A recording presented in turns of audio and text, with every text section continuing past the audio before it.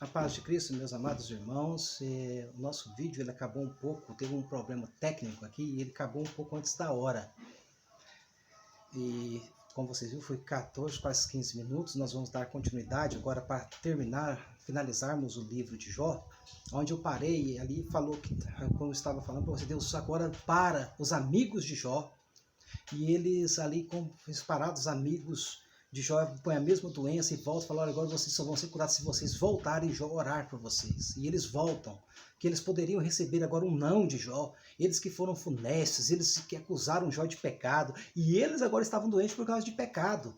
O pecado de ter falado que eles não sabiam, o pecado de ter acusado, o pecado que o próprio Deus agora com juízo pôs doença neles. Realmente a doença deles agora era pecado. O de Jó não era, o Jó era ali, era uma provisão, era uma permissão, era um propósito de Deus, mas Jó estava em plena comunhão com Deus. Agora o deles, eles estavam doentes por causa do pecado, e volta até Jó, e Jó humildemente vai orar por eles, mostrando ali nesse livro que nós devemos ser humildes, nós devemos ter a mente de Cristo, como falaram em Filipenses, como está lá em 1 Coríntios capítulo 2, verso 15, para nós termos a mente de Cristo, pensar como Cristo, como Deus está na nossa vida, nós temos atitudes de Cristo. A nossa vida, ela fica sendo uma vida para glorificar, para dar sentido realmente que nós vamos viver a Cristo, que não mais vivo eu, como diz Paulo lá em Gálatas 2:20, mas que Cristo vive em mim. E aí Jó ora por eles e Deus restaura a saúde dos amigos e restaura também a saúde de Jó e dá o dobro da sua riqueza. Se ele já era o homem mais rico do Oriente, agora ele fica imbativelmente o mais rico de todo o Oriente, ele fica duplamente mais rico e Deus restitui, Deus mudou tudo, Deus deu novos filhos para Jó. E nós vamos ver que Deus não mudou uma coisa. Algo no livro de Jó que nos traz também uma lição muito importante, que Deus não mudou. Deus não mudou a esposa de Jó. Deus deu outros filhos, deu novas riquezas em abundância, deu saúde e abundância, mas a esposa permaneceu a mesma. O valor que Deus traz sobre o matrimônio, o valor que Deus traz sobre o casamento. Quero falar para você, valorize o seu casamento. Valorize o seu cônjuge. Valorize o seu esposo, valorize a sua esposa. Não deixe que o pecado macule. Não deixe que o pecado tire, pois ali o pecado ele destrói a alegria, ele traz culpa, ele traz sangue, ele traz vergonha.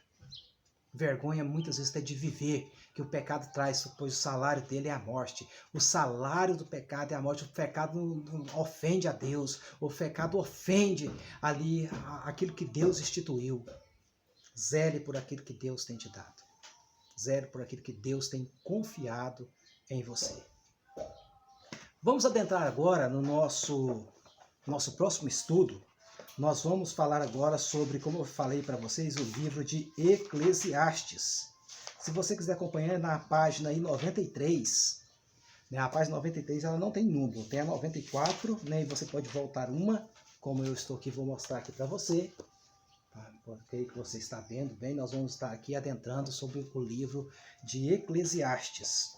Quero também agora pegar a Bíblia Sagrada para nós usarmos. Nós estamos usando o livro da FACEB, mas o nosso texto base, primário para nós estudarmos é a Palavra de Deus, a Bíblia Sagrada.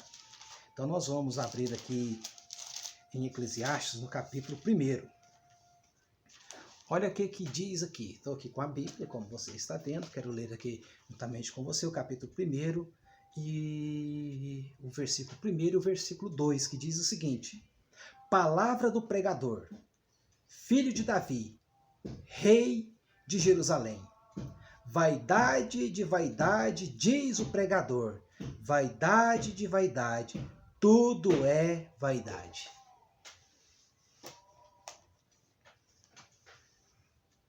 Primeiro que nós vamos entender sobre o livro de Eclesiastes, sobre o seu escritor. Aqui fala palavra do pregador, filho de Davi, rei de Jerusalém. Nós sabemos, já contou, né, o livro em si, no seu primeiro versículo já conta.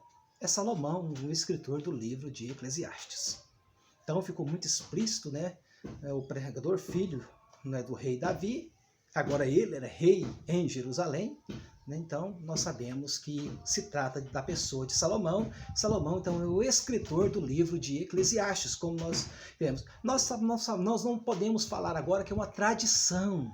Por que não podemos? Porque está escrito na Bíblia. Se eu falar que é uma tradição, eu estou falando que o escrito da Bíblia não é verdadeiro, que a Bíblia contém, a palavra de Deus contém verdades e contém coisas que talvez seja e não seja verdade. Não, a Bíblia é a palavra de Deus e ela é a verdade absoluta, inerrante e infalível.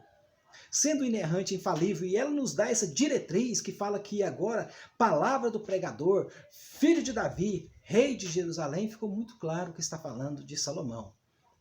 E o nosso segundo versículo, que é onde traz o âmago de todo, né, o livro de Eclesiastes, do qual nós vamos estudar, fala que vaidade de vaidade, diz o pregador. Vaidade, vaidade, tudo é vaidade.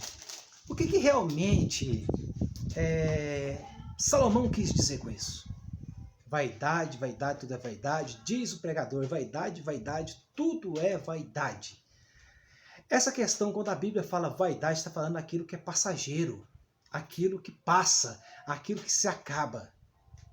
Inclusive, quando nós queremos, as riquezas se passam, a nossa vida aqui se passa. Quando nós estamos preocupados com aquilo, por isso que Paulo falou, se alguém quiser preocupar somente aqui, Pedro ali também falando, se nós queremos preocupar somente com a nossa vida aqui, somos mais miseráveis dos homens. Por quê? Que Paulo está falando que nós vamos ser os mais miseráveis dos homens, porque tudo passa, tudo é vaidade. Salomão, agora o livro de Eclesiastes é um livro que Salomão vai lamentar as coisas terrenas. E Salomão, ele faz isso de uma experiência própria, de uma experiência pessoal, aonde ele vivenciou. Salomão foi o homem mais rico de toda a história bíblica. Nós acabamos ali de falar sobre Jó, que Deus duplicou, que ele era o homem mais rico do Oriente, se tornou duplamente o mais rico, mas a riqueza de Jó era incomparada à riqueza de Salomão. Salomão era superior, bem superior à riqueza de Salomão, que é a riqueza de Jó. Até pelo próprio templo que Salomão construiu em adoração a Deus. E agora olhando pelo livro de Eclesiastes, nós vamos ver as desilusões da vida, que ele vai falar sempre debaixo do sol, as coisas daqui, aonde nós devemos. Salomão fala que o fim de todo homem é teme a Deus. Aí em Provérbios ele fala, o próprio Salomão falando que o princípio, aonde principia, onde se inicia, onde começa a sabedoria, a verdadeira sabedoria que dá sentido para a vida, sentido para uma vida eterna, é o temor a Deus. Temer a Deus. Temer a Deus não é ter medo de Deus, não é esconder de Deus. Nós vamos dizer que Adão teve medo de Deus, escondeu, mas estava em pecado, ofendeu a Deus. Não é temer. Quando a Bíblia fala de temer a Deus, está falando de obedecer a Deus. Temer está ligado na obediência, em obedecer. O próprio Jesus falou que quem ouve essas minhas palavras e as pratica, ou seja, as obedece, é como um homem que firmou a sua casa sobre uma rocha, que veio rios, ventos, bateu aquela casa e ela continuou firme. Então é isso que Salomão aqui está falando sobre as frustrações.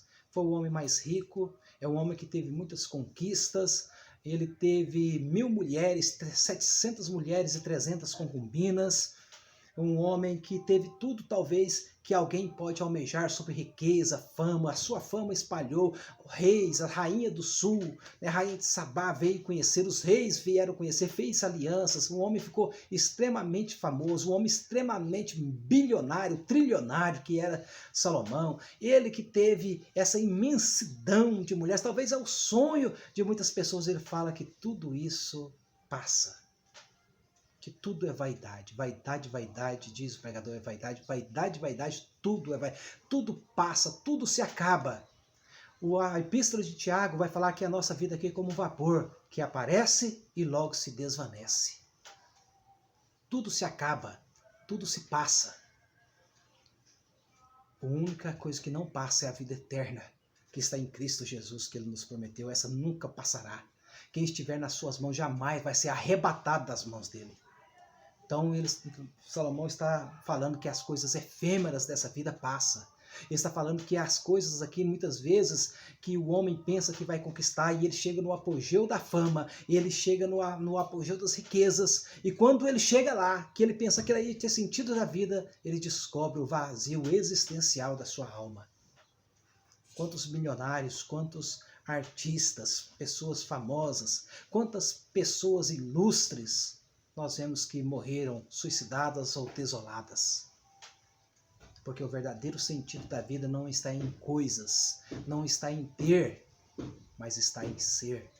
E ser um crente verdadeiro, em ser um servo de Deus, em conhecer a Deus. Quantas pessoas que viveram no mais íntimo da simplicidade, pessoas que foram pobres, pessoas que sempre foram humildes, pessoas que não teve talvez nem a chance de ter uma boa escolaridade, mas sempre foi temor a Deus, sempre teve sentido na sua vida, não só aqui, mas para a vida eterna. Para a vida eterna, que foi conquistada lá na cruz. E Salomão está falando que as coisas aqui dessa vida são passageiras. Todas as suas riquezas, todos os seus glamoures iam passar como passou. Por isso lá no capítulo 12 de Eclesiastes ele vai falar, lembra-se do seu Criador, porque chegará dias que você não vai ter prazer mais, quando se deixa passar a vida, quando se desfruta a vida, entre aspas, na vida pecaminosa, na vida dos deleites, ele vai ver que ele, na verdade, ele não ganhou a vida, ele perdeu a vida. Ele perdeu a chance de desgastar as suas energias, a sua sabedoria, aquilo que ele tinha para a glória de Deus.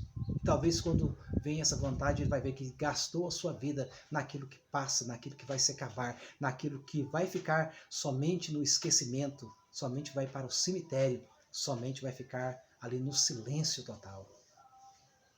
Mas aqueles que fazem a vontade de Deus, como está lá em 1 João capítulo 2, verso 15 a 17, o que faz a vontade de Deus permanece para sempre. Vai ter a vida eterna, vai ter galardão, vai ser premiado por aquilo que ele fez e fez para a glória de Deus. E é isso que ali Salomão, ele está nos chamando a reconhecer, vendo a futilidade das coisas dessa vida. A futilidade das coisas aqui dessa terra, pessoas que vivem aqui, mesmo muitos dentro da igreja. Hoje nós estamos vendo um evangelho que é um evangelho daqui, é um evangelho para aqui, e é um evangelho que traz frustração. Não é um evangelho que traz solução, ele traz frustração, pois ele promete glamoures, riquezas, e muitas pessoas ficam iludidas e passam anos e anos e faz campanha disso, campanha daquilo, e monte daquilo outro, e fogueira, eu sei, e ele passa, e quando ele desilude, a sua vida não mudou praticamente nada. Ele continua com o seu vazio, ele continua sem conhecer a Deus de uma maneira íntima e verdadeira, continua sendo uma pessoa frustrada que estava se afogando em todas as coisas para ter, e sendo que Jesus nos chamou para ser fiel até o fim. Jesus nos chamou para ser. Quando nós vamos olhar que a Bíblia toda aponta para Jesus, aqui ele falando da frustração da vida terrena, nós vamos, Jesus se denomina o pão do céu, é da vida celestes. O próprio Jesus falou, meu reino não é daqui, não junteis tesouros. Aqui, quando fala tesouros, Deus não está proibindo ninguém ser rico, Deus não está proibindo ninguém trabalhar, mas que esse não seja o objetivo maior da nossa existência. Rico, o próprio Deus fez Jó rico, fez Salomão rico, mas fez pobre também. Paulo tinha muitos prestígios, consequentemente tinha muito dinheiro e perdeu tudo. Deus fez ele pobre, e ele falou, e considera isso tudo como esterco, como refúgio para ganhar a Cristo. Uns Deus enriqueceu, outros Deus empobreceu. Não podemos ali falar que Deus faz somente uma coisa. Não, Deus enriquece alguns, mas empobrece os outros, e tudo é para a glória de Deus. Tudo é para a glória de Deus. Porque ele manda na riqueza, ele manda também na pobreza. Deus deu riqueza para uns, deu pobreza para outros, mas todos eles que se encontraram com Deus, foram fiel a Deus, eles encontraram solução e sentido da vida. O verdadeiro sentido não está aqui na terra, mas está nos céus. Tanto é que o próprio Jesus, quando ele vai ensinar a olhar aos discípulos orarem, que ele chama, ele fala, Pai nosso que estás nos céus. É da onde tem que estar a nossa expectativa. Aonde deve estar ali a nossa verdadeira esperança. Onde a nossa verdadeira visão. O nosso verdadeiro alvo. Não pode ser aqui, mas é lá. Pai nosso que estás nos céus. Então o próprio Jesus já vai ensinar onde deve estar a nossa primeiro olhar. Salomão estava aqui mostrando que quando ele olhou para as coisas terrenas, quando ele envolveu em tudo aquilo que era terreno, que ele conseguiu tudo o que a terra, o que o mundo pode proporcionar para uma pessoa. Ele falou que ele só encostou frustração e tristeza. Ele percebeu que ele era infeliz. Que a riqueza, que a fama, que mulheres não trouxe sentido, não trouxe ali vida para ele, mas trouxe desilusão. Ele foi um homem desiludido.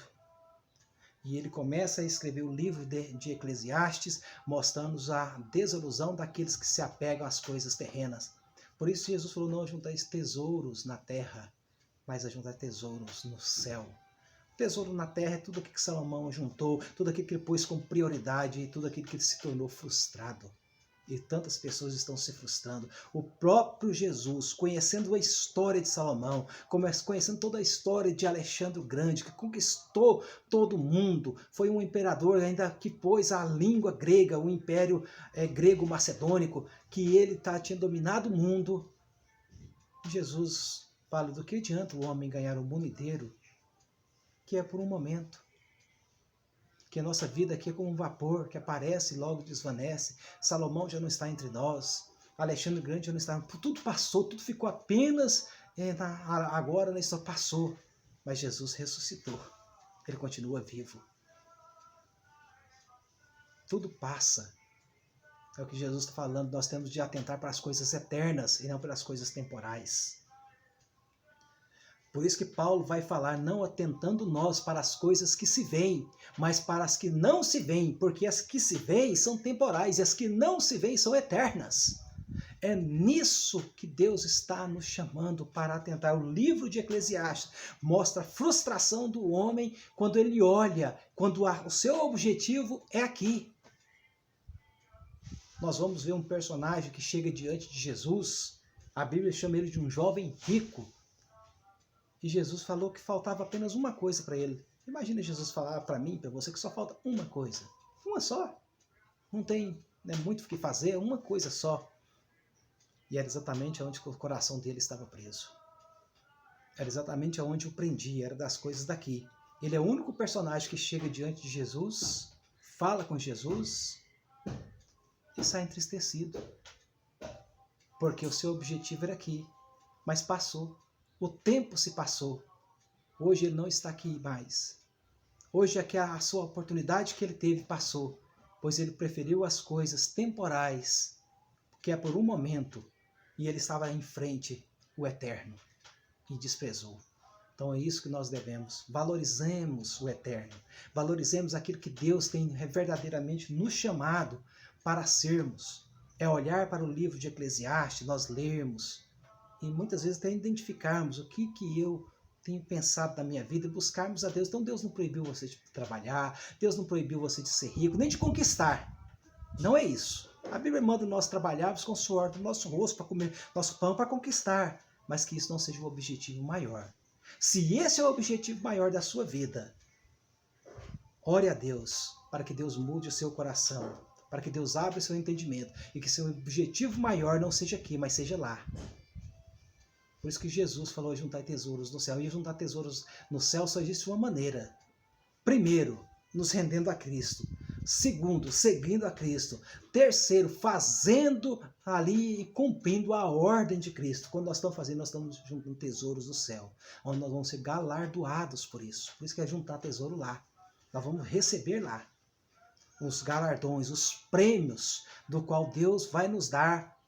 Apesar que nós não fazemos nada sem ele, porque o próprio Jesus falou, sem mim nada podeis fazer. Nem precisava de prêmio, mas ele é bom. Ele é bom, a sua bondade enche o céu e enche a terra. E ele vai nos presentear, vai nos premiar, sem nós termos nenhum mérito e merecimento. É exatamente isso que Deus está me chamando para mim e para você, olhar para esse livro de Eclesiastes e trazer nossa identificação, nós nos identificarmos. e olhar para Cristo, olhar para Deus. Então, quando ali nós lemos esses 2 versículos, onde Salomão ele começa a descrever e fala vaidade, vaidade, diz o pregador, tudo é vaidade. Tudo passa, tudo se acaba. Mas Deus, Ele pode trazer para mim e para você a verdadeira razão de viver e viver uma vida em abundância. Ser abundante na nossa vida. Ter abundância é ter Cristo. Vida está em Cristo. Eu sou o caminho, a verdade e a vida, Jesus falou. A verdadeira abundância de vida está em Cristo. Foi o que Jesus também falou para a mulher samaritana. Se você beber desta água, simbolizando as coisas daqui da terra, você tornará a ter sede. Mas se você beber da água que eu lhe der, essa se lhe fará uma fonte a saltar para a vida eterna. Jesus é o nosso alvo. Jesus está em cima, aonde nossos olhos devem estar fixados. E no nosso próximo vídeo aula nós vamos estar falando ainda sobre o livro de Eclesiastes, sobre as frustrações do qual Salomão fez. Então Salomão ele escreve esse livro no século X a.C. Em 900 e pouco antes de Cristo, quando Salomão ele escreve, 800 e pouco antes de Cristo, quando ele escreve o livro de Eclesiastes, nós já entendemos que o escritor é Salomão. Nós já vamos ver que aonde esse livro ele quer nos mostrar que a futilidade das coisas terrenas, a futilidade das coisas daqui, é nisso, das coisas terrenas, que tudo vai passar. Vaidade, vaidade, diz o pregador, é vaidade, vaidade, vaidade. Tudo é vaidade. Tudo passa. Tudo se acaba. Mas o que faz a vontade de Deus permanece para sempre. É o que Deus está trazendo para nós. Permanecermos na vontade de Deus. Olharmos para aquilo que Deus é e não para aquilo que Deus tem. Quer falar que as bênçãos de Deus passam. O que não passa é o Deus das bênçãos. Você quer ver que eu quero falar para você sobre uma bênção maravilhosa de Deus? Talvez a maior da Bíblia, nós podemos ler escrito. Quando nós vamos lá no capítulo 11 de João, do Evangelho de João, nós vemos a morte de Lázaro, amigo de Jesus, irmão de Maria e Marta. E quando Jesus chega de volta, que ele recebe o recado, já tinha 4 dias que Lázaro estava morto. 4 dias morto. E Jesus chora, nós conhecemos o texto, Jesus manda que tirar a pedra, e Jesus fala, Lázaro, sai para fora. Eu pergunto para você, tem uma bênção maior do que essa? Alguém que já está morto há 4 dias, voltar a ter vida? Lá no capítulo 2 está tendo uma janta lá em Betânia. Quem está lá na mesa? Lázaro, juntamente com Jesus, Maria, Marta, e ali também as suas irmãs. Também as suas irmãs. É Maria e Marta, que são as suas irmãs. Tem uma bênção maior do que essa? Mas com o tempo, Lázaro voltou para a sepultura novamente. Tanto é que ele não está mais aqui entre nós. Bênçãos passam. As bênçãos de Deus passam. O Deus das bênçãos permanece para sempre. O Deus das bênçãos é melhor do que as bênçãos de Deus, pois bênçãos passam. O Deus das bênçãos permanece. É com Ele que é o nosso objetivo de morarmos a eternidade. Ele é o nosso objetivo maior de estarmos, passar a nossa eternidade. Então Deus que abençoe a sua vida, que você possa ter ali gostado mais uma vez e que você esteja aí, ali, que nós estejamos juntos, ali para mais a próxima aula, onde nós vamos acabar com o livro de Eclesiastes e logo mais dar início aos outros livros que vão vir em sequência. Deus te abençoe.